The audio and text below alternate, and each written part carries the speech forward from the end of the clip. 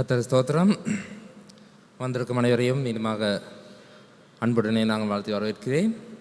நாங்கள் எங்களுடைய பரிசுத்த வேதாகமத்திலே 1 பேதுரு 5வது அதிகாரத்துக்கு திருப்பிக் கொள்வோம். 1 பேதுரு 5வது அதிகாரம் 10ஆம் 11ஆம் வசனங்கள். 1 பேதுரு 5வது அதிகாரம் 10வது 11வது வசனங்கள்.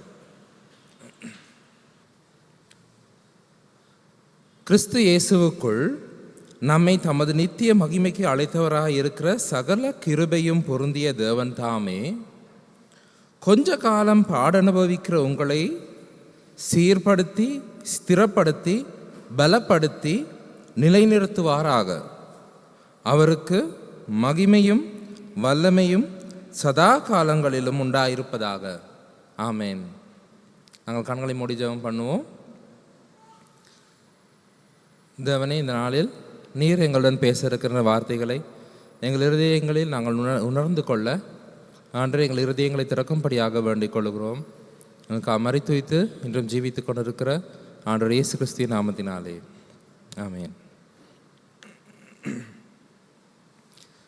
இந்த வசனத்துக்கு நாங்கள் மறுபடியும் வருவோம் செய்தியின் முடிவிலே. ஆக இந்த வசனத்தை வாசித்த வசனத்தை நாங்கள் மனதில் வைத்துக்கொண்டு மேலும் சில வசனங்களை இந்த நாளில் நாங்கள் பார்த்து கொள்ளப் போகிறோம். இந்த வருடத்துக்கான வாக்குத்தத்த வசனங்கள் 3 கொடுக்கப்பட்டன நமது சபைக்கென்று. அதிலே ஒரு வசனம் ஏசாயா 46:10. ஏசாயா 46:10. ஏசாயா 46:10.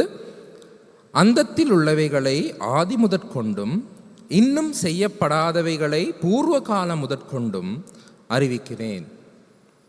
என் ஆலோசனை நிலை நிற்கும், எனக்கு சித்தமானவைகளை எல்லாம் செய்வேன் என்று கர்த்தர் சொல்லுகிறார்.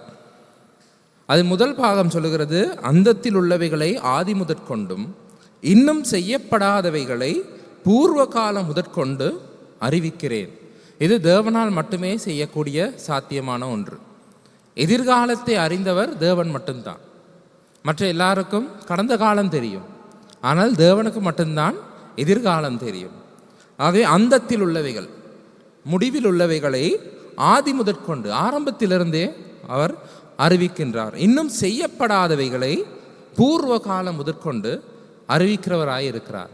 இப்படியாக பரிசுத்த வேதாகமத்திலே தேவன் பல விடயங்கள் செய்யப்படுவதற்கு முன்பதாகவே அவற்றை அறிவித்திருக்கிறார். ஒரு காரியம் நிகழ்வதற்கு முன்பதாகவே அவற்றை தேவன் அறிவித்திருக்கிறார். அவற்றுக்கு நாங்கள் தீர்க்க தரிசனங்கள் என்று பெயர் வைத்திருக்கிறோம். அவற்றில் சில நிறைவேற இருக்கின்றன, இன்னும் சில நிறைவேற இருக்கின்றன. அப்படி தேவன் அறிவித்த ஒரு விடயத்தை இன்று நாங்கள் பார்த்து கொள்ளப் போகிறோம். இன்னும் ஆரம்பத்திலிருந்தே முடிவில் இப்படி இருக்க போகிறது என்று தேவன் அறிவித்த ஒரு விடயத்தை இன்று நாளில் நாங்கள் பார்த்து கொள்ளப் போகிறோம். அதற்காக மறுபடியும் நாங்கள் எங்கள் வேதாகமங்களிலே ரோமர் என்ற புத்தகம், ரோமருக்கு எழுதின புத்தகம், நிருபம் அல்லது கடிதம், அது புதிய ஏற்பாட்டில் இருக்கிறது. 8வது அதிகாரத்திலே நாங்கள் ஒரு 3 வசனங்களை வாசிப்போம். ரோமர் 8வது அதிகாரத்திலே 28வது வசனத்திலிருந்து நான் வாசிக்கிறேன். ரோமர் 8வது அதிகாரத்திலே நான் வாசிக்கும் பொழுது கவனமாக செவி கொடுத்து கொள்ளுங்கள். கவனியுங்கள், ஒவ்வொரு சொல்லையாக கவனியுங்கள். அன்றியும் அவருடைய தீர்மானத்தின்படி, அப்போ தேவன் தீர்மானித்து வைத்திருக்கிறார். அவருடைய தீர்மானத்தின்படி அழைக்கப்பட்டவர்களாய், அவருடைய தீர்மானத்தின்படி அவர் முடிவெடுத்து, அவர் தீர்மானித்து, அவர் அழைத்திருக்கிறார். அப்படி அழைக்கப்பட்டவர்கள் தேவனிடத்தில் அன்பு கூறுகிறார்கள். அவருடைய தீர்மானத்தின்படி அழைக்கப்பட்டவர்களாய் தேவனிடத்தில் அன்பு கூறுகிறவர்களுக்கு சகலமும் நன்மைக்கு ஏதுவாக நடக்கிறது என்று அறிந்திருக்கிறோம். பொதுவாக நாங்கள் பேச்சு வழக்கிலே சொல்வதுண்டு, எல்லாம் நன்மைக்கே, எல்லாம் நன்மைக்கே என்று. ஆனால் அது எல்லா நேரத்திலும் பொருந்துவதில்லை. ரோமர் 8வது அதிகாரம் 28வது வசனம். ரோமர் 8வது அதிகாரம் 28வது வசனம். ஆகவே அடிக்கடி நாம் சொல்வது, பேச்சு வழக்கில் நாம் பயன்படுத்துவதுண்டு, எல்லாம் நன்மைக்கே, எல்லாம் நன்மைக்கே என்று. ஆனால் பரிசுத்த வேதாகம் மிக தெளிவாக அங்கே சொல்லுகிறது, எல்லாம் நன்மைக்கே என்பது எல்லாருக்கும் பொதுவானது அல்ல. அவருடைய தீர்மானத்தின்படி அழைக்கப்பட்டவர்களாய் தேவனிடத்தில் அன்பு கூறுகிறவர்களுக்கு. தேவன் எல்லாரிடத்திலும் அன்பு கூறுகிறார், அதில் எந்த மாற்றமும் இல்லை. தேவன் உலகத்தில் அன்பு கூர்ந்து தம்முடைய ஒரே பேரான குமாரனை தந்தருளினார். ஆகிய தேவன் உலகத்தில் இருக்க எல்லார் மீதும் அன்பாக இருக்கிறார், அதில் எந்த மாற்றமும் அல்ல. ஆனால் இங்கே கொடுக்கப்பட்டிருக்கும் நிபந்தனை எல்லாம் நன்மைக்கு ஏதுவாக நடப்பது யாருக்கு? தேவன் மீது அன்பு செலுத்துபவர்களுக்கு, தேவன் அன்பு கூறுகிறவர்களுக்கு அல்ல, தேவன் மீது அன்பு கொள்ளுகிறவர்களுக்கு, தேவனிடத்தில் அன்பு கொள்ளுகிறவர்களுக்கு, அவருடைய தீர்மானத்தின்படி அழைக்கப்பட்டவர்களாய் தேவனிடத்தில் அன்பு கூறுகிறவர்களுக்கு தான் சகலமும் நன்மைக்கு ஏதுவாக நடக்கிறது. காரணம் என்ன? தேவனிடத்தில் அன்பு கூறாதவர்களுக்கு, தேவனை நம்பாதவர்களுக்கு அவர்களுடைய முடிவு அவ்வளவு நல்லதல்ல. அவர்களுடைய முடிவு அழிவை நோக்கி போய் கொண்டிருக்கிறது. இந்த உலகத்திலே நல்லவன் என்று ஒருவனும் இல்லை. நாங்கள் ஒருவரோடு ஒப்பிட்டு பார்க்கும் பொழுது அவரை விட இவர் நல்லவர், இவரை விட அவர் நல்லவர் என்று சொல்லலாம். ஆனால் பொதுவாக நம்ம எல்லாருக்கும் மேலாக நின்று தேவன் நம்மை பார்க்கும் பொழுது நம்மில் எவருமே நல்லவர்கள் அல்ல என்று தான் பரிசுத்த வேதாகம் சொல்லுகிறது. எல்லாரும் பாவம் செய்து தேவ மகிமையற்றவர்களாகி இருக்கிறார். அப்படி இருக்கும் பொழுது தேவனுடைய பார்வையில் நல்லவன் கெட்டவன் என்று இல்லை, எல்லாருமே பாவிகள். ஆக எல்லாருக்கும் ஒரே விதமான நோய் வந்திருந்தால் எல்லாருக்கும் ஒரே ஒரு மருந்து தான் அந்த நோய்க்கான தீர்வு என்று சொன்னால் அந்த மருந்தை பெற்றுக்கொள்பவர்கள் குணமடைகிறார்கள், பெற்றுக்கொள்ளாதவர்கள் மரணித்து போகிறார்கள். அதே போல தான் எல்லாரும் பாவிகள் என்று சொன்னால் எல்லாருக்கும் மன்னிப்பு தேவை. ஆனால் எவர்களெல்லாம் மன்னிப்பை வேண்டும் என்று கேட்கிறார்களோ அவர்களுக்கு மட்டும்தான் மன்னிப்பு கிடைக்கிறது. மன்னிப்பு வேண்டாம், நான் என்னுடைய இஷ்டப்படி வாழ்வேன் என்று இருக்கிறவர்களுக்கு அந்த மன்னிப்பு கிடைப்பதில்லை. ஆகவே நம்முடைய பாவத்துக்கான மன்னிப்பு தேவனிடத்தில் இருக்கிறது. அந்த மன்னிப்பை தேவன் கொண்டவராயிருக்கிறார். ஆனால் அவர் எல்லாரிடத்திலும் அன்பு கூர்ந்தாலும் நாம் அவரை நம்பி அவரிடத்தில் சென்று, ஆண்டவரே நான் பாவம் செய்திருக்கிறேன், எனக்கு மன்னிப்பு வேண்டும் என்று நான் கேட்கும் பொழுது மட்டும்தான் அவர் அந்த மன்னிப்பை எனக்கு தருகிறார். அந்த மன்னிப்பை எனக்கு தருவது அவர் எனக்கு இலவசமாக தருகிறார். ஆனால் அதற்கான விலையை அவர் கொடுத்திருக்கிறார். அதை அவர் தேவன் எனக்கு இலவசமாய் கொடுத்தாலும் அந்த மன்னிப்பை, அதற்கான விலையை அவர் கொடுத்திருக்கிறார். ஆரம்பத்திலிருந்து எல்லாவற்றையும் அறிந்திருக்கிற தேவன், ஆரம்பத்துக்கு முதலாக இருந்து இருக்கின்ற அந்த தேவன், எது ஒன்றும் உருவாவதற்கு முன்பாக இருந்து எல்லாவற்றையும் உருவாக்கிய அந்த தேவன் எதற்காக என்னை போல ஒரு மனிதனாக இந்த பூமியிலே ஒரு சிறு பாலகனாக பிறக்க வேண்டும்? எதற்காக அந்த சிலுவையிலே இரத்தம் சொட்ட இறக்க வேண்டும்? எதற்காக அவர் அத்தனை பாடுகள் பட வேண்டும்? அது அத்தனையும் உங்களுக்காகவும் எனக்காகவும் நாம் செய்த பாவத்தின் தண்டனைக்காக.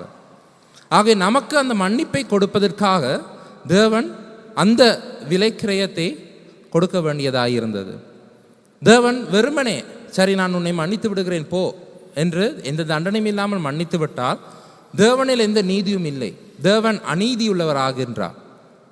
ஒரு குற்றம் நடந்திருக்கும் நேரத்திலே குற்றத்துக்கு தண்டனை கொடுக்காமல் மன்னித்து விட்டால் அவர் நீதியுள்ள ராஜா அல்ல. ஆகைய தேவனால் அப்படி வெறுமனே இலவசமாய் மன்னித்து அனுப்பிவிட முடியாது. ஒரு குற்றம் நடந்திருக்கிறது, பாவம் நடந்திருக்கிறது, அதுக்கு தண்டனை கொடுக்கப்பட வேண்டும். அந்த தண்டனை நமக்கு கிடைக்குமா இருந்தால் நாம் நரகத்தில் சென்று முடிவடைய வேண்டும். நாம் அந்த நரகத்தில் சென்று முடிவடைவதை தேவன் விரும்பாத பட்சத்திலே தான், நாம் அந்த அழிவை அடையக்கூடாது என்று அவருடைய அன்பு கூறிய பட்சத்தினால்தான் அவர் என்னுடைய தண்டனையை, உங்களுடைய தண்டனையை எனக்கு பதிலாக, என் சார்பாக, உங்கள் சார்பாக பெற்றுக்கொள்வதற்காகத்தான் இந்த பூமிக்கு வந்து அத்தனை பாடுகள் பட்டு சிலுவையிலே மரித்து 3ஆம் நாள் உயிர்த்தெழுந்து இன்று உயிருள்ளவராய் அந்த மன்னிப்பை தன்னிடம் கொண்டவராய் இருக்கின்றார். ஆக இப்பொழுது அவருக்கு மன்னிக்கக்கூடியதாக இருப்பதற்கு காரணம் என்னுடைய பாவத்துக்குரிய தண்டனையை அவர் செலுத்தி முடித்தபடியினார். இப்பொழுது அவரால் சொல்ல முடியும், எனக்கு பதிலாக என்னுடைய தண்டனையை அவர் செலுத்தி முடித்து விட்டார், ஆக இப்பொழுது அவருக்கு என்னை மன்னிக்க முடியும். ஆக தேவனுடைய நீதி என்பதும் தேவனுடைய அன்பு என்பதும் அங்கு இரண்டுமே சமமாக நிறைவேற்றப்பட்டிருக்கிறது. தேவனுடைய நீதி பாவத்துக்குரிய தண்டனையை கொடுத்திருக்கிறது, தேவனுடைய அன்பு அந்த தண்டனை நமக்கு வராமல் காத்திருக்கிறது. ஸோ இப்படியாக தேவன் நமக்கான ஒரு திட்டத்தை வைத்திருக்கிறார். இதை விசுவாசித்து இதை நம்பி தேவனிடத்தில் சென்று, ஆண்டவரே நீ மன்னித்துக் கொள்ளுங்கள், எனக்கு மன்னிப்பு தேவை, நான் பாவம் செய்திருக்கிறேன் என்று சொல்லுபவர்களுக்கு தான் அந்த மன்னிப்பு கிடைக்கிறது. அப்படிப்பட்டவர்களுக்கு தான் இங்கே சொல்லப்படுகிறது, அவருடைய தீர்மானத்தின்படி அழைக்கப்பட்டவர்களாய் தேவனிடத்தில் அன்பு கூறுகிறவர்கள். தேவனை நம்பி அவர் எனக்காகத்தான் இறந்தார் என்பதை நம்பினால்தான் அவர் என் மீது வைத்திருக்கிற அந்த அன்பை என்னால் உணர்ந்து கொள்ள முடியும். அவருடைய அன்பை நான் உணர்ந்து கொள்ளும் பொழுது தான் அதுக்கு பதிலாக நான் அவர் மீது அன்பு கொள்ள முடியும்.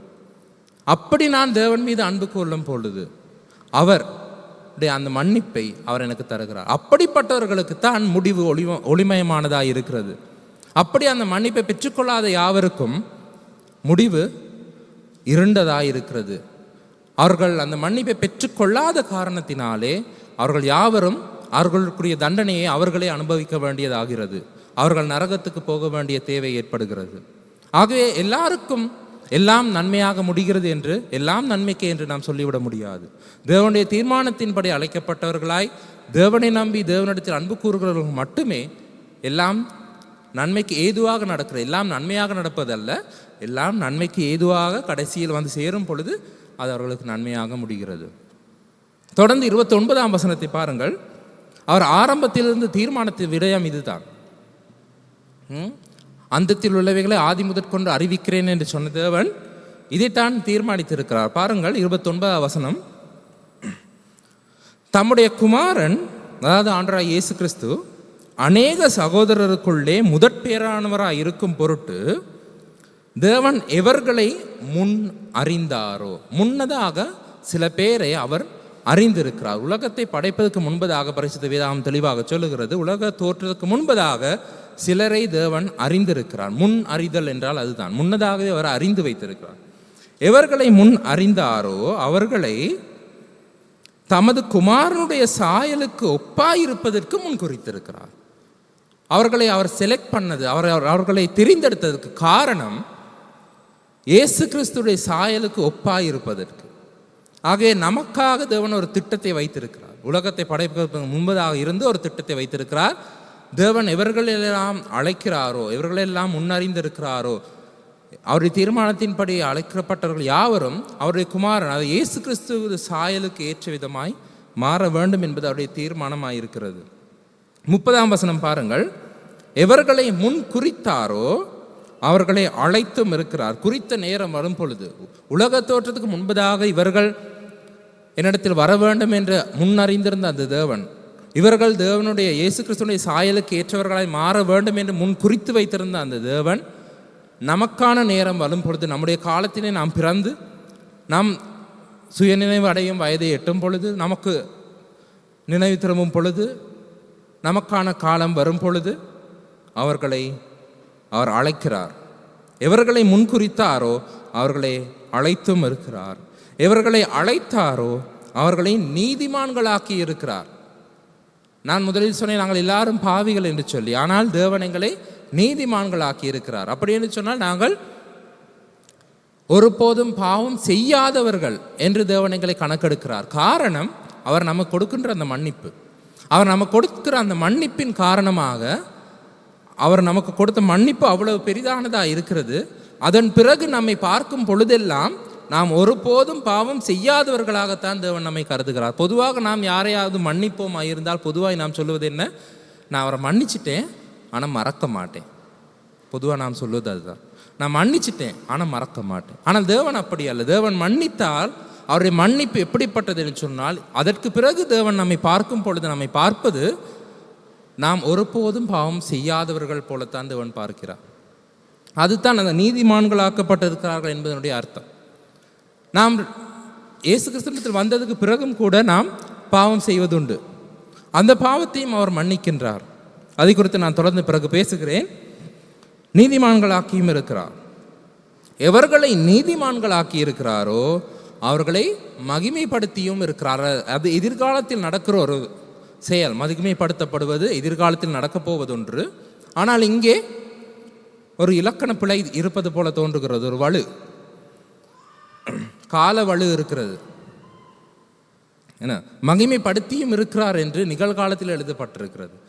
காரணம், அது எதிர்காலத்தில் நடக்கும் ஒன்றாக இருந்தாலும் நிகழ்காலத்தில் எழுதப்பட்டிருப்பது காரணம், தேவனுக்கு எல்லாமே நிகழ்காலத்தில் நடப்பது போல தான் இருக்குது. அவர் எல்லாவற்றையும் அறிந்திருக்க, எதிர்காலத்தில் நடக்கப் போவதும் தேவன் அறிந்திருக்கிறார். அதுதான் அந்தத்தில் உள்ளவைகளை ஆதி முதற்கொண்டு அறிவிக்கிற தேவனாக இருக்கிறார். இன்னும் செய்யப்படாதவைகளை பூர்வ காலம் முதல் அறிவிக்கிற தேவனாக இருக்கிறார். நாங்கள் வாசித்த வசனம் சொல்லுகிறது ஏசாயா 46:10. ஆகவே நம்மை மகிமைப்படுத்தி இருப்பது கூட தேவனுடைய சிந்தையிலே அது நிறைவேற்றப்பட்டிருக்கிறது, தீர்மானிக்கப்பட்ட ஒன்றாக இருக்கிறது. ஆகவே தேவன் நம்மை தெரிந்தெடுத்திருப்பது, நாம் தேவனிடத்தில் வந்திருப்பதினாலே தேவன் நம் மீது கொண்டிருக்கிற திட்டம், தீர்மானம் இப்படிப்பட்ட ஒன்றாக இருக்கிறது.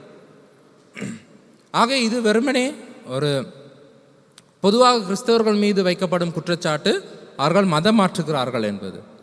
நாம் மதம் மாற்றுவது அல்ல, இதுதான் உண்மை.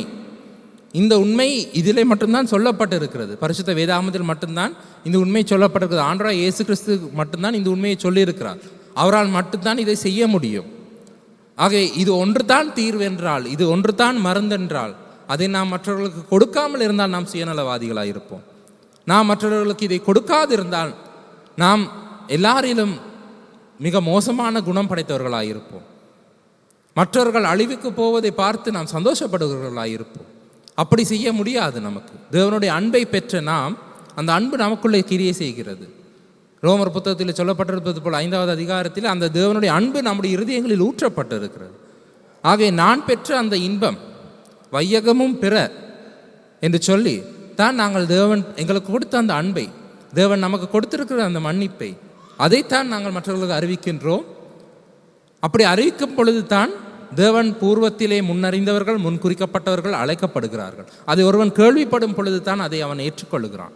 அவன் கேள்விப்படாவிட்டால் எப்படி ஏற்றுக்கொள்வான்? இப்படி ஒன்று இருக்கிறது என்றே தெரியாவிட்டால் எப்படி அவன் நம்புவான்? ஆகவே அதைத்தான் நாம் செய்து கொண்டு இருக்கிறோம். ஆக இன்று நான் உங்களுக்கு சொல்வது தான், ஆண்டவராகிய இயேசு கிறிஸ்து இந்த உலகத்துக்கு பிறந்ததுக்கு காரணம் அதுதான். அவர் பூர்வ காலம் முதல் இது ஒன்றும் படைக்கப்படுவதற்கு முன்பதாக இருந்து இருக்கும் தேவன். ஆனால் இந்த பூமியில் அவர் பிறந்ததுக்கு காரணம் நம்முடைய பாவத்துக்குரிய தண்டனையை செலுத்தி முடிப்பதற்காக. எந்த பாவமும் செய்யாதவராக இந்த பூமியிலே வாழ்ந்து, பாவமே இல்லாதவர் பிறந்து பாவமே செய்யாமல் வாழ்ந்து, நம்முடைய பாவத்துக்குரிய தண்டனை சிலுவையிலே ஏற்று மரணித்து 3ஆம் நாள் உயிர்த்தெழுந்து இன்று உயிருள்ளவராய் நமக்கு மன்னிப்பை கொடுக்கிற தேவனாய் இருக்கிறார். இது இயேசு கிறிஸ்துவால் மட்டும்தான் முடியும், அவரிடம் மட்டும்தான் இருக்கிறது. ஆக இப்படியாக தேவன் ஒரு தீர்மானத்தை பண்ணி வைத்திருக்கிறார். ஆக பூர்வ காலம் முதற்கொண்டு இன்னும் செய்யப்படாதவைகளை அறிவிக்கிறார். அந்தத்தில் உள்ளவைகளை ஆதி முதற்கொண்டு அறிவிக்கிற தேவன் நமக்காக இப்படி ஒரு திட்டத்தை வைத்திருக்கிறார். ஆக யாராவது இதுவரை இயேசு கிறிஸ்துவத்தில் வந்து உங்களுடைய மன்னிப்பை பெற்றுக்கொள்ளாவிட்டால், இன்றே நீங்கள் தாமதம் பண்ணாமல் இயேசு கிறிஸ்துவனிடத்திலே மன்னிப்பை பெற்றுக்கொள்ளுங்கள். அந்த மன்னிப்பு பெறாது அனைவருக்கும் அவருடைய எதிர்காலம் அழிவில் போய் முடிய போகிறது. ஆனால் தேவன் கொடுக்கின்ற அந்த இலவசமான இந்த மன்னிப்பை நாம் பெற்றுக்கொள்வோமாக இருந்தால், தேவன் நம்மை மகிமைப்படுத்துகிறவராக இருக்கிறார். நமக்காக அவர் ஒளிமயமான ஒரு எதிர்காலத்தை திட்டமிட்டு வைத்திருக்கிறார். இன்னும் வேதாகமம் சொல்லுகிறது 1 கொரிந்தியர் புத்தகத்திலே, அவர் நமக்காக தேவனிடத்தில் அன்பு கூறுகிறவர்களுக்காக ஆயத்தம் பண்ணினவைகளை கண் காணவும் இல்லை, காது கேட்கவும் இல்லை, அது மனிதனுடைய இருதயத்திலே தோன்றவும் இல்லை என்று. அப்படிப்பட்ட மேன்மையானவற்றை தேவன் நமக்காக தேவனிடத்தில் அந்த மன்னிப்பை பெற்றுக்கொண்டு தேவனிடத்தில் திரும்புகிறவர்கள், தேவனில் அன்பு கூறுகிறவர்களுக்கு தேவன் ஆயத்தப்படுத்தி இருக்கிறார். அதை நீங்கள் யாரும் தவற விட்டு விட வேண்டாம். இதுவரை சொன்னதெல்லாம் கேட்கும் பொழுது நம்முடைய வாழ்க்கையில் நாம் இயேசு கிறிஸ்து ஏற்றுக்கொண்டது பிறகு நம்முடைய வாழ்க்கை மிக ஒளிமயமானதாக வாழப்போகிறது, இந்த பூமியில் இந்த பிரச்சனை இல்லாமல் கஷ்டம் இல்லாமல் வாழப்போகிறோம் என்ற எண்ணம் தோன்றலாம். ஆனால் பரிசுத்த வேதாகமம் எப்பொழுதெல்லாம் இது விசுவாசத்தை பற்றி பேசுகிறதோ, இயேசு கிறிஸ்துனுடைய சீஷனாவதை பற்றி பேசுகிறதோ, இயேசு கிறிஸ்துக்குள் வாழ்வதை பற்றி பேசுகிறதோ, அப்பொழுதெல்லாம் பாடு என்பதையும் சேர்த்து தான் பேசுகிறது. கிறிஸ்து இயேசுக்குள் தேவ பக்தியாய் நடக்க மனதாயிருக்கிற யாவரும் துன்பப்படுவார்கள். கிறிஸ்து இயேசுக்குள் தேவ பக்தியாய் நடக்க மனதாயிருக்கிற யாவரும் துன்பப்படுவார்கள். கிறிஸ்துவினிடத்தில் விசுவாசமாக இருக்கிறதுக்கு மட்டுமல்ல, அவர் நிமித்தமாக பாடுபடுகிறதற்கும் உங்களுக்கு அருளப்பட்டிருக்கிறது என்று தான் வேதம் சொல்லுகிறது. ஆகவே இந்த கிறிஸ்தவம் என்பதற்கும் அல்லது கிறிஸ்தவனாய் வாழ்வது என்பதும் இந்த பாடுபடுதல் என்பதும் ஒன்றாக இணைக்கப்பட்டிருக்கிறது. ஆகவே இந்த உலகத்தில் வாழும் காலத்திலே ஒரு கிறிஸ்தவனுக்கு பாடுகள் எல்லா பக்கத்திலும் வந்து வரும். பொதுவாக எல்லா மனிதர்களுக்கும் பொதுவாக பண கஷ்டம், குடும்ப கஷ்டம், எல்லா பிரச்சனைகளும் வரக்கூடும். அதையும் தாண்டி ஒருவன் கிறிஸ்தவனாக இருப்பதனால் மட்டுமே வரக்கூடிய பிரச்சனைகளும் அவனுக்கு இருக்கின்றன. அவனுக்கு இந்த உலகத்தில் மற்ற எல்லா காரியங்கள் இருந்தாலும் கூட ஒருவன் ஒரு கிறிஸ்தவனாக இருப்பதினால் மட்டுமே, கிறிஸ்துவை பின்பற்றி போவதனால் மட்டுமே வருகிற பிரச்சனைகளும் அவனுக்கு இருக்கின்றன. அப்படிப்பட்ட பாடுகள் நிச்சயம் வரத்தான் வேண்டும். அதுதான் ஒரு கிறிஸ்தவனை உண்மையான கிறிஸ்தவனா இல்லையா என்று எடுத்து காட்டுகிற ஒரு குறியீடாக இருக்கிறது. சிலர் வெவ்வேறு காரணங்களுக்காக கிறிஸ்துவனிடத்தில் வருகிறார்கள். ஆனால் உண்மையாக கிறிஸ்துவை ருசி பார்த்தவர்கள் மட்டும்தான் அந்த துன்பத்தின் நேரத்தில், பாடுகளின் மத்தியில் நிலைத்திருக்கிறவர்கள். மற்றவர்கள், அந்த விதைப்பவன் ஊமை தெரிந்தவர்களுக்கு தெரியும், அதில் சொல்லப்படுகிறது, உலகத்தின் மயக்கமும் ஐஸ்வர்யத்தின் மயக்கமும், உலக கவலைகளும் ஐஸ்வர்யத்தின் மயக்கமும் பாடுகளும் வரும் பொழுது அவர்கள் விட்டு போகிற முட்புதர்களிலே விதைக்கப்பட்டவர்களாய் இருக்கிறார்கள். அல்ல என்று சொன்னால் கட்பாறை நிலத்தில் விதைக்கப்பட்டவர்களாய் சிறிது காலம் துளிர் விடுகிறார்கள், வெயில் ஏறின பொழுதோ கருகி போகிறார்கள். அப்படிப்பட்டவர்களாய் இருக்கிறார்கள். ஆனால் உண்மையாக இயேசு கிறிஸ்துவினிடத்திலே உண்மையான மனம் திரும்புதலுடன் வந்தவர்கள், உண்மையாய் அவரை ஏற்றுக்கொண்டவர்கள், உண்மையாக அவருடைய அன்பை ருசி பார்த்தவர்கள் நிலைத்திருப்பார்கள். அப்படிப்பட்டவர்களுக்கு 2 முக்கியமான ஒரு வசனங்களை நான் காட்ட விரும்புகிறேன். யோவான் 10வது அதிகாரத்திலே நமக்கு தேவன் கொடுத்திருக்கின்ற இந்த மன்னிப்பு, தேவனிடத்தில் நாம் தேவனிடத்தில் வந்த பிறகு நமக்கு தேவன் கொடுக்கின்ற இந்த பாதுகாப்பு எப்படிப்பட்டது என்று பாருங்கள். யோவான் 10வது அதிகாரத்திலே 28வது வசனம். யோவான் 10வது அதிகாரத்திலே 28வது வசனம். நான் அவைகளுக்கு நித்திய ஜீவனை கொடுக்கிறேன். யாரெல்லாம் இயேசு கிறிஸ்துவினிடத்தில் வருகிறார்களோ, தேவனிடத்தில் வருகிறார்களோ, அவருடைய மன்னிப்பை பெற்றுக்கொள்கிறார்களோ அவர்கள் இறப்பதில்லை, அவர்கள் நித்திய ஜீவனை பெற்றுக்கொள்கிறார்கள், என்றென்றும் இயேசு கிறிஸ்துவோடு வாழப்போகிறார்கள். நான் அவர்களுக்கு நித்திய ஜீவனை கொடுக்கிறேன், அவைகள் ஒரு காலும் கெட்டுப்போவதில்லை, ஒருவனும் அவைகளை என் கையிலிருந்து பறித்து கொள்வதும் இல்லை. இயேசு கிறிஸ்துடைய கையிலே தான் நாம் இருக்கின்றோம். நம்முடைய ஜீவன் கிறிஸ்துவுக்குள் மறைந்திருக்கிறது என்று கொலோசியர் புத்தகத்தில் சொல்லப்படுகிறது 3வது அதிகாரத்திலே. நம்முடைய ஜீவன் கிறிஸ்துவுக்குள், கிறிஸ்துவுடனே கூட தேவனுக்குள் மறைந்திருக்கிறது என்று தான் சொல்லப்படும். தேவனுடைய கரத்துக்குள்ளே தேவன் நம்மை வைத்திருக்கிறார். அவைகளை என் கையிலிருந்து ஒருவனும் பறித்து கொள்வதில்லை. ஆகிய தேவன் நமக்கு கொடுத்திருக்கிற இந்த புது வாழ்வுக்கு நாம் பொதுவாக பயன்படுத்தும் சொல்லொன்று இரட்சிப்பு என்று நாம் பயன்படுத்துவோம். நாம் இயேசு கிறிஸ்துவினில் வந்து நான் பாவி என்று அறிந்த பிறகு இயேசுவே என்னை மன்னியும் என்று கேட்கும் பொழுது நமக்குள்ளே ஏற்படுகிற அந்த மாற்றத்திற்கு நாம் இரட்சிப்பு என்று பெயர் சொல்லுகிறோம். அப்படி இரட்சிக்கப்பட்ட நாம், தேவன் கொடுக்கின்ற இந்த இரட்சிப்பை பெற்ற நாம், நம்மை ஒருவராலும் பறித்து கொள்ள முடியாது, தேவனை விட்டு யாராலும் பறித்து கொள்ள முடியாது. பாருங்கள் 29வது வசனம் மேலும் சொல்லுகிறது, அவைகளை எனக்கு தந்த என் பிதா எல்லாரிலும் பெரியவராக இருக்கிறார். இயேசு கிறிஸ்து சொல்லுகிறார், என்னுடைய பிதாவாகிய தேவன் என்னிலும் எல்லாரிலும் பெரியவராக இருக்கிறார். அவைகளை என் பிதாவின் கையிலிருந்து பறித்து கொள்ள ஒருவராலும் கூடாது. ஆகவே இரட்டிப்பான பாதுகாப்பு இருக்கிறது. அந்த ரட்சிக்கப்பட்ட ஒருவனுக்கு இரட்டிப்பான பாதுகாப்பு இருக்கிறது. இயேசு கிறிஸ்துவினுடைய கைக்குள்ளே இருக்கிறான். இயேசு கிறிஸ்துவினுடைய கை பிதாவின் கைக்குள்ளே இருக்கிறது. இயேசு கிறிஸ்துவின் கையை விட்டு யாராலும் எங்களை பறித்து கொள்ள முடியாது. பிதாவின் கையை விட்டு யாராலும் பறித்து கொள்ள முடியும். இப்படிப்பட்ட ஒரு நிரந்தரமான தீர்வைத்தான் தேவன் உலகத்தோற்றத்துக்கு முன்பதாகவே நமக்காக தீர்மானித்து வைத்திருக்கிறார். வெறுமனே இது ஒரு நேர மாற்றம் அல்ல, இது தற்காலிக தீர்வு அல்ல, இது ஒரு நிரந்தரமான நித்தியமான ஒரு தீர்மானத்தை தேவன் திட்டமிட்டு வைத்திருக்கிறார். யாராலும் பறித்து கொள்ள முடியாது. ஆனால் பறித்து கொள்ள முடியாது என்று சொல்லும் பொழுதே நாம் கவனிக்க வேண்டும், பறித்து கொள்ள முயற்சி செய்பவர்களும் இருக்கிறார்கள் என்பதை நினைவில் வைத்துக் கொள்ள வேண்டும். பறித்து கொள்ள முயற்சி செய்கிறவர்கள் இருப்பார்கள், ஆனால் நாம் திடமாக இருக்க வேண்டும், யாராலும் பறித்து கொள்ள முடியாது என்று. மறுபடியும் நாங்கள் ரோமர் 8வது அதிகாரத்துக்கு வருவோம். ரோமர் 8வது அதிகாரத்திலே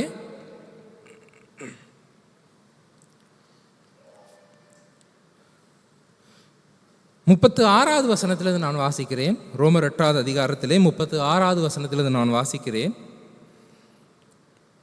கிறிஸ்துவின் அன்பை விட்டு நம்மை பிரிப்பவன் யார்? உபத்திரவமோ, வியாகுலமோ, துன்பமோ, பசியோ, நிர்வாணமோ, நாசமோசமோ, பட்டயமோ, இவை எல்லாவற்றிலேயும் நாம் நம்மில் அன்பு கூறுகிறவர்களாலே முற்றும் ஜெயம் கொள்ளுகிறவர்களாய் இருக்கிறோம். மரணமானாலும் ஜீவனானாலும் தேவ தூதர்களானாலும் அதிகாரங்களானாலும் வல்லமைகளானாலும்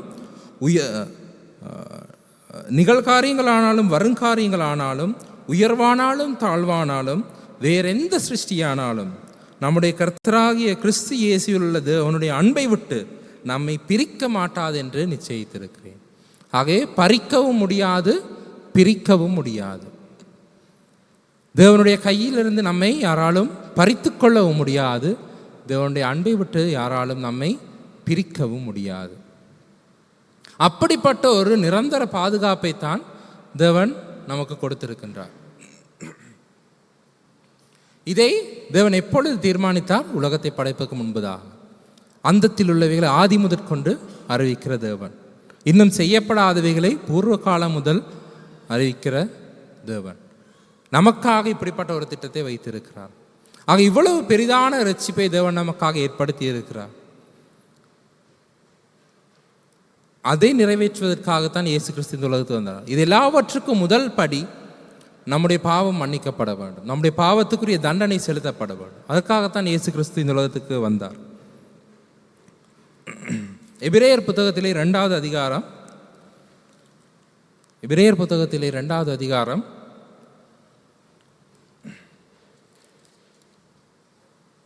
15ஆம் வசனம். எபிரேயர் 2:15. ஜீவ காலம் எல்லாம் மரண பயத்தினாலே அடிமைத்தனத்துக்குள்ளானவர்கள் யாவரையும் விடுதலை பண்ணும் படிக்க அப்படியானால். இயேசு கிறிஸ்து எதற்காக இந்த பூமிக்கு வந்தார் என்பதற்கு காரணம் கொடுக்கப்பட்டிருக்கிறது. ஜீவ காலமெல்லாம் மரண பயத்தினாலே அடிமைத்தனத்துக்குள்ளானவர்கள் யாவரையும் விடுதலை பண்ணும் படிக்க அப்படி வந்தார். எவ்வளவு பெரிய வீரனாக இருந்தாலும் இயேசு கிறிஸ்து இல்லாத ஒருவனுக்கு அந்த மரண பயம் இருக்கத்தான் செய்யும். வாழும் காலத்தில் எனக்கு பயமில்லை பயமில்லை என்று சொன்னாலும் சாகும் தருவாயிலே அவர்கள் பயப்படுவது நிச்சயம். ஏனால் இயேசு கிறிஸ்து இல்லாமல், இயேசு கிறிஸ்து கொடுக்கின்ற அந்த மன்னிப்பு இல்லாமல் ஒருவன் சாவை நோக்கி போவான், சாவுக்குள் மரணத்துக்குள் போவானா இருந்தால் அவனுடைய எதிர்காலம் இருண்டதாய் அழிவுள்ளதாய் இருக்க போகிறது. எவனெல்லாம் இயேசு கிறிஸ்து தரும் மன்னிப்பை ஏற்றுக்கொள்ள மாட்டேன், இயேசு கிறிஸ்து எனக்கு வேண்டாம், நான் என்னுடைய இஷ்டப்படி வாழ்வேன் என்று வாழ்கிறானோ அவனுடைய முடிவு அழிவுள்ளதாய் இருண்டதாய் இருக்கிறது. அவர்கள் நித்திய மரணத்தை நோக்கி போய் கொண்டிருக்கிறார். அதிலிருந்து விடுவிப்பதற்காகத்தான் இயேசு கிறிஸ்து இந்த பூமிக்கு வந்தார். இயேசு கிறிஸ்து ஏற்றுக்கொண்டிருக்கிற நமக்கு அந்த மரண பயம் இல்லை. ஏன்? நாம் சாகும் பொழுது நமக்கு தெரியும், நான் இயேசு கிறிஸ்து இருக்கும் இடத்துக்கு போய் பரிசுத்த வேதாந்தத்தில் நாங்கள் பல உதாரணங்களை பார்க்கிறோம். குறிப்பாக ஸ்தேவான் பார்க்கிறோம். சாகும் தருவாயில் சொல்லுகிறான், இதோ இயேசு தேவனுடைய வலது பாரசத்தில் எழுந்து நிற்கிறதை நான் காண்கிறேன், பிதாவே உம்முடைய கரங்களிலே என் ஆவியை ஒப்புக் கொடுக்கிறேன் என்று அவன் சத்தமிட்டு, பிதாவே எனக்கு கல்லெறிகிறவர்களை மன்னியும் என்று தைரியமாக சொல்லிவிட்டு அவன் இறந்து போனான். அப்படிப்பட்ட ஒரு மரண பயம் இல்லாத ஒரு தைரியத்தை தேவன் நமக்கு தருகிறார். காரணம், அந்த மரணத்தை வென்ற இயேசு கிறிஸ்து உயிரோடு என்று இருக்கிறார். அவரால் எங்களுக்கு அந்த மன்னிப்பை கொடுக்க முடியும், மரண பயத்தை நீட்டு எங்களை நீக்க முடியும். ஆக இந்த உலகத்தில் தேவன் நமக்கு அந்த மன்னிப்பை கொடுக்கிறார். நாம் அந்த மன்னிப்பை பெற்றுக்கொள்ளும் பொழுது அதை நாம் ரட்சிப்படைகிறோம். அந்த ரட்சிப்பின் பிறகு இந்த உலகத்திலே நமக்கு பாடுகள் வருகின்றன. நம்முடைய வாழ்க்கையில் நாம் விரும்பாதவை நடைபெறுகின்றன, நாம் எதிர்பாராதவை நடைபெறுகின்றன. அந்த ஒவ்வொரு சந்தர்ப்பத்திலும் நாம் நினைவில் கொள்ள வேண்டும், தேவனுடைய கரத்தை விட்டு எங்களால் யாரும் பறிக்க முடியாது, தேவனுடைய அன்பை விட்டு யாராலும் எங்களை பிரிக்க முடியாது. இப்பொழுது நாம் ஆரம்பத்தில் வாசித்த அந்த 1 பேதுரு 5வது அதிகாரத்துக்கு திரும்ப போவோம். ஆரம்பத்தில் வாசித்த அந்த வசனம் 1 பேதுரு 5வது அதிகாரம் 10வது 11வது வசனங்கள். கிறிஸ்து இயேசுவுக்குள் நம்மை தமது நித்திய மகிமைக்கு அழைத்தவராயிருக்கிற, நான் ஏற்கனவே ரோமர் புத்தகத்தை விளக்கப்படுத்தியது, கிறிஸ்து இயேசுவுக்குள் நம்மை தமது நித்திய மகிமைக்கு என்று தான் அவர் நம்மை அழைத்திருக்கிறார். அப்படி அழைத்திருக்கிற சகல கிருபையும் பொருந்திய தேவன் தாமே கொஞ்ச காலம் பாடு அனுபவிக்கிறார். அந்த பாடு இருக்கிறது கிறிஸ்தவர்களுக்கு. இந்த உலகத்திலே கிறிஸ்தவனா இருப்பதினாலேயே வருகிற பாடுகள் சில இருக்கின்றன. கொஞ்ச காலம் பாடு அனுபவிக்கிற உங்களை, இந்த உலகத்திலே நாம் கிறிஸ்தவனா இருப்பதினால் நமக்கு வருகிற பாடுகளை அனுபவிக்கிற நம்மை அவர் சீர்படுத்தி, ஸ்திரப்படுத்தி, பலப்படுத்தி நிலைநிறுத்துவார். ஆக இந்த வருடத்தின் ஆரம்பத்தில் 1வது தமிழ் சுவிசேஷ கூட்டத்திலே வந்திருக்கிற நாம் இந்த வருடம் முழுவதும் நம்முடைய வாழ்க்கையில் என்னத்தான் நடந்தாலும் நாம் இதில் உறுதியாக இருப்போம். இந்த பாடுகள் கொஞ்ச காலம் வருகின்ற பாடுகள். இந்த கொஞ்ச காலம் பாடு அனுபவிக்கிற நமக்கு தேவன் நித்திய மகிமையை நியமித்திருக்கிறார். அதற்காக நம்மை அழைத்திருக்கிறார். இயேசு கிறிஸ்துக்கு ஒப்பான சாயல் ஆவதற்காக நம்மை அழைத்திருக்கிறார். அவர் எங்களை ஸ்திரப்படுத்தி ஸ்திரப்படுத்தி பலப்படுத்தி நிலைநிறுத்துவார். அவருக்கே மகிமையும் வல்லமையும் சதா காலங்களிலும் உண்டாயிருப்பதாக. ஆக இதை நாம் மனதில் கொண்டு இந்த வருடத்திலே எங்களுடைய கிறிஸ்தவ வாழ்க்கையை நாம் வாழுவோம். இதுவரை யாராவது கிறிஸ்துவனிடத்தில் வராதவர்கள் இருப்பீர்களா என்றால் தயவு செய்து இயேசுவினிடத்தில் வந்து இந்த மன்னிப்பை பெற்றுக்கொள்ளுங்கள். இந்த மன்னிப்பு எல்லாருக்கும் தேவை. இந்த உலகத்தில் எந்த மூலையில் இருந்தாலும், எந்த மதமாயிருந்தாலும், எந்த இனமாயிருந்தாலும், எந்த நிறமாயிருந்தாலும், என்ன மொழி பேசினாலும் எல்லாருக்கும் இந்த இயேசு கிறிஸ்து கொடுக்கின்ற இந்த மன்னிப்பு அவசியமாக இருக்கிறது. இந்த மன்னிப்பு இல்லாமல் மரணத்துக்குள் போக அனைவருக்கும் இருண்ட எதிர்காலமே இருக்கிறது, அழிவுள்ள எதிர்காலமே இருக்கிறது. ஆகவே இந்த தருணத்தை தவறவிடாதீர்கள். மரணம் நிச்சயம். எப்பொழுது மரணம் வரும் என்று தெரியாது, ஆனால் மரணம் நிச்சயம். ஆகவே இந்த மன்னிப்பை இன்றே பெற்றுக்கொள்ளுங்கள். இயேசு கிறிஸ்து உங்கள் மீது அன்பாக இருக்கிறார். அவர் உங்களுக்காக தன்னுடைய ஜீவனை கொடுத்திருக்கிறார், உங்களுக்காக இறந்திருக்கிறார், உங்களுக்காக உயிர்த்தெழுந்திருக்கிறார். அவரிடத்தில் வந்து உங்களுடைய பாவங்களை அறிக்கையிட்டு மன்னிப்பை பெற்றுக்கொள்ளுங்கள். அவர் உங்களுக்கு மன்னிப்பை தருகிறார். அவருடைய கரத்திலிருந்து உங்களை யாரும் பறித்து கொள்ள முடியாது.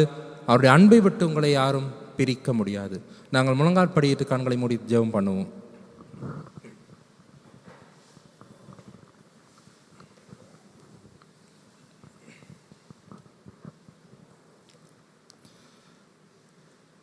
அன்பான தேவனே, உமக்கு நன்றி சொல்லுகிறோம். உம்முடைய ஆலோசனைகள், உம்முடைய யோசனைகள் பெரியவை ஆண்டவரே. எங்களால் யோகிக்க கூடாத பல காரியங்களை நீர் லேசாய் செய்கிற தேவனாக இருக்கிறீர். ஆம் தேவனே, அந்த உள்ளவைகளை ஆதி முதற்கொண்டும் இன்னும் செய்யப்படாதவைகளை பூர்வ காலம் முதற்கொண்டும் அறிவிக்கிற தேவனாக இருக்கிறீர். ஆண்டவரே, நாங்கள் இந்த நித்திய மரணத்தை அடையாதபடி எங்கள் மீது நீர் கொண்ட அன்பினாலே எங்கள் ஒவ்வொருடைய பாவத்துக்காகவும் அந்த பாவத்தின் தண்டனை செலுத்துவதற்காக ஒரே தேவனாகி நீர் இந்த பூமியிலே மனித உருவில் வந்து எங்களுடைய பாவத்தின் தண்டனை ஏற்று கல்வாரி சிலுவையில் மறித்து 3ஆம் நாள் உயிர்த்தெழுந்து இன்று அந்த மன்னிப்பை எங்களுக்கு தரக்கூடியவராக இருக்கிறபடியெல்லாம் நமக்கு நன்றி சொல்லுகிறோம்.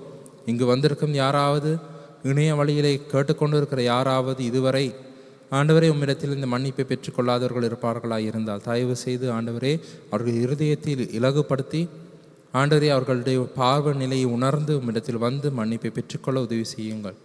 அவர்கள் உம்மிடத்தில் மன்னிப்பை கேட்கும் பொழுது தேவரே இந்த கிருபையினாலும் இந்த இரக்கத்தினாலும் அவர்களுக்கு அந்த மன்னிப்பை கொடுங்கள். ஆண்டவரே, நீர் எங்களுக்காக ஆயத்த பண்ணி இருக்கிறவைகளை கண் காணவும் இல்லை, காது கேட்கவும் இல்லை, அது மனிதனுடைய இருதயத்தில் தோன்றவும் இல்லை. ஆண்டவரே, நீர் எங்களை நீதிமான்களாக்கி இருக்கிறீர், மகிமைப்படுத்தி இருக்கிறீர். ஆண்டவரே, ஆகவே ஆண்டவரே, நீர் கொடுக்கிற இந்த மகத்தான ரட்சிப்பை ஒவ்வொருவரும் பெற்றுக்கொள்ள வேண்டும். இந்த உலகத்தில் யாராயிருந்தாலும் எவராயிருந்தாலும் அவருக்கு உங்களுடைய மன்னிப்பு தேவைப்படுகிறது.